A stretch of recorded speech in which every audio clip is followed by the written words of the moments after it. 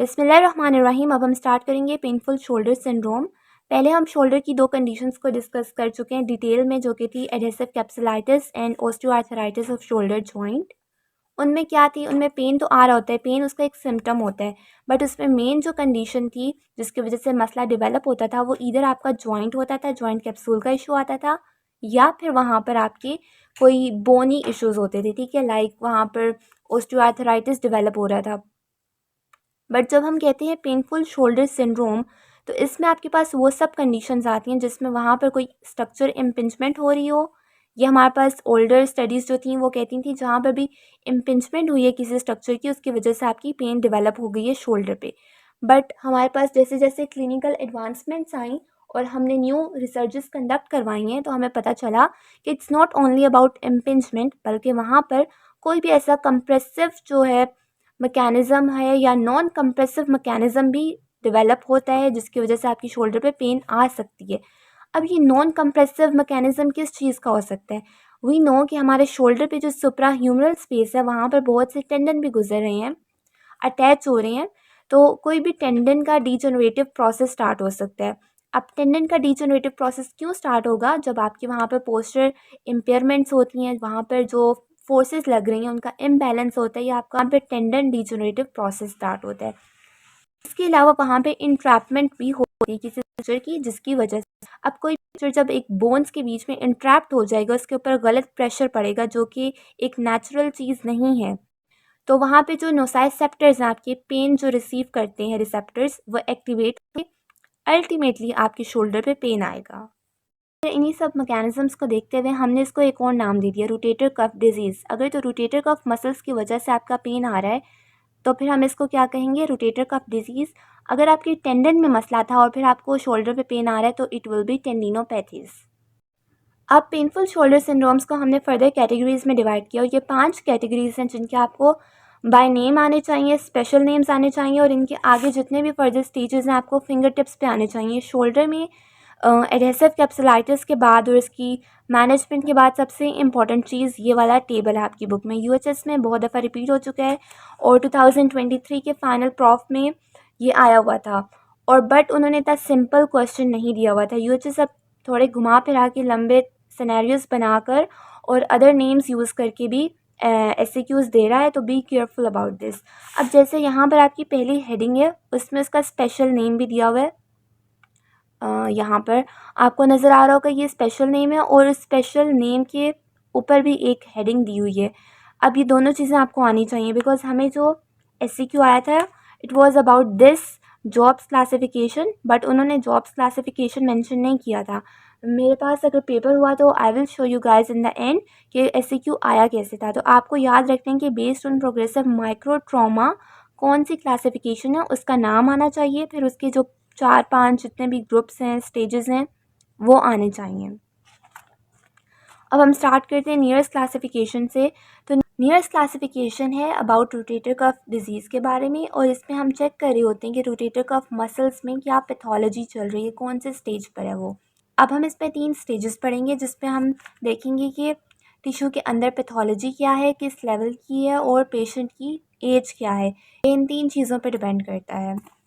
तो सबसे पहले वो कहते हैं स्टेज नंबर 1।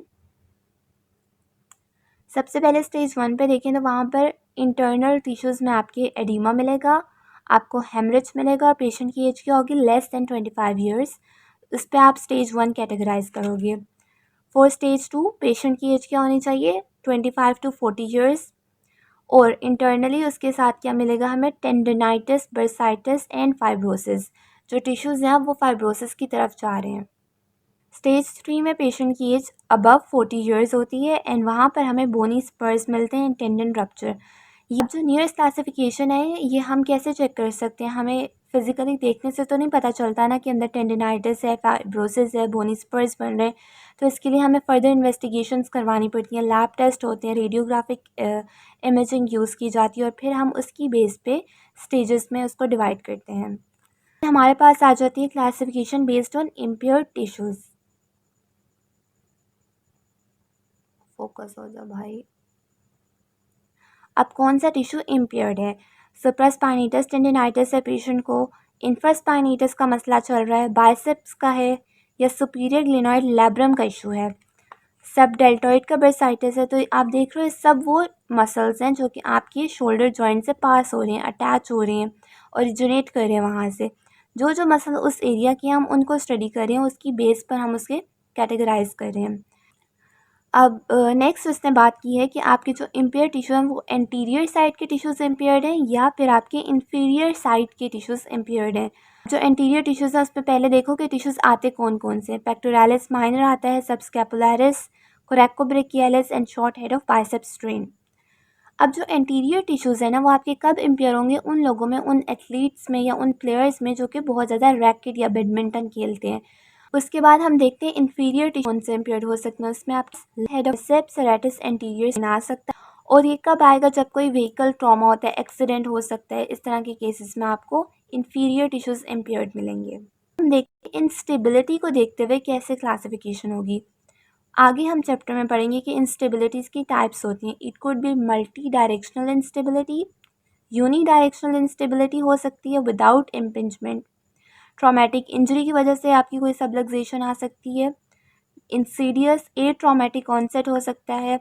अब ए ट्रॉमेटिक ऑनसेट कब होता है? कि खुद ब खुद कोई आपको ट्रॉमा नहीं हुआ, कोई एक्सीडेंट नहीं हुआ, लेकिन आपके वहाँ पर शोल्डर जॉइंट इंस्टेबल हो गया है, वहाँ पर सबलक्सेशन आ गई है।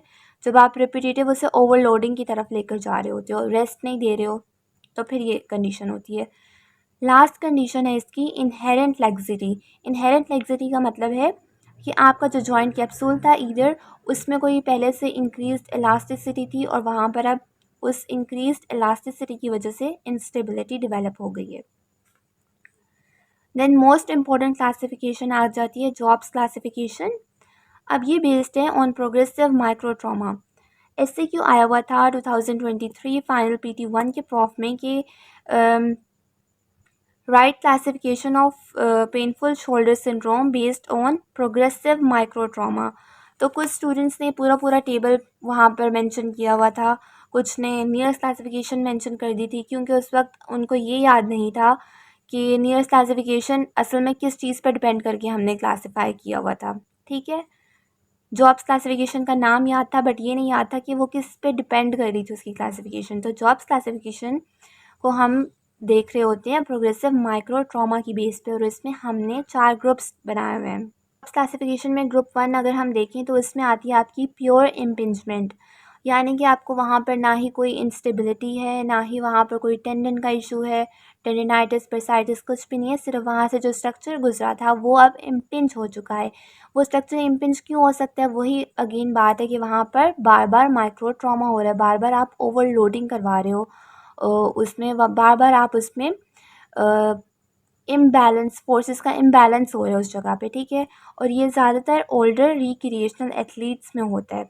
नेक्स्ट वी हैव ग्रुप 2 जिसमें हमारे पास इम्पिंजमेंट आएगी, लेकिन साथ ही साथ वहाँ पर लेब्रल या कैप्सुलर इंजरी होगी, इंस्टेबिलिटी भी होगी और सेकेंडरी इम्पिंजमेंट आएगी। ठीक है, तो अब ग्रुप 1 में देखो सिर्फ इम्पिंजमेंट आती थी, ग्रुप 2 में इम्पिंजमेंट एसोसिएटेड, यानी कि वहाँ पर ऑलरेडी कोई कैप्सुलर इंजरी थी, लेब्रल टियर था, जिसकी वजह से सेकेंडरी अब कॉज बनी है इम्पिंजमेंट की, और अब उस बंदे को शोल्डर का पेन आ रहा है।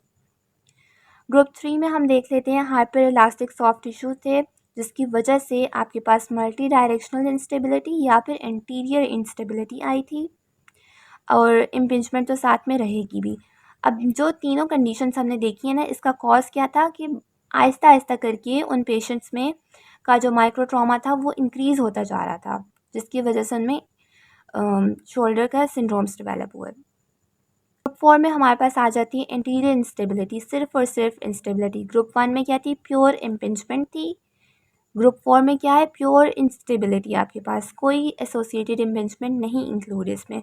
और कॉज क्या बन सकती है? वही ट्रॉमा आ रहा है आपके पास, प्रोग्रेसिव फोर्सेस डेवलपमेंट हो रही है, कंप्लीट या पार्शियल डिसलोकेशन हो रही है। लास्ट क्लासिफिकेशन हमारे पास आती है based upon the degree and frequency. अब अगर हम डिग्री देखें तो हो सकता है पहले वो इंस्टेबिलिटी आई थी, इंस्टेबिलिटी के बाद सबलक्सेशन हुई और फिर डिसलोकेशन। अब ये जो चीज़ लिखी हुई है ना, देखो प्रोग्रेस की है, पहले इंस्टेबिलिटी, सबलक्सेशन, डिसलोकेशन, इसका मतलब है इन तीनों चीज़ों में कहीं ना कहीं थोड़ा बहुत डिफरेंस था, और ये डिफरेंस अभी मैं आपको बताती हूँ इस टॉपिक को कंप्लीट करने के बाद। फ्रीक्वेंसी अगर हम देखें कि एक्यूट, रिकरेंट या फिक्स्ड, एंड दैट्स इट। इस तरह आपका ये टेबल कंप्लीट होता है। इसे अच्छे से आप लिख के कहीं ड्रॉ करना चाहते हो ड्रॉ कर लो, but I will not prefer it कि आप कहीं अलग से नोट्स बनाओ, क्योंकि रिवाइज़ करने में बहुत मुश्किल होती है। तो इसी को अच्छे से बुक से ही याद करो, और अगर कोई स्टिकी नोट्स लगाना है तो वो बुक पे ही लगाओ।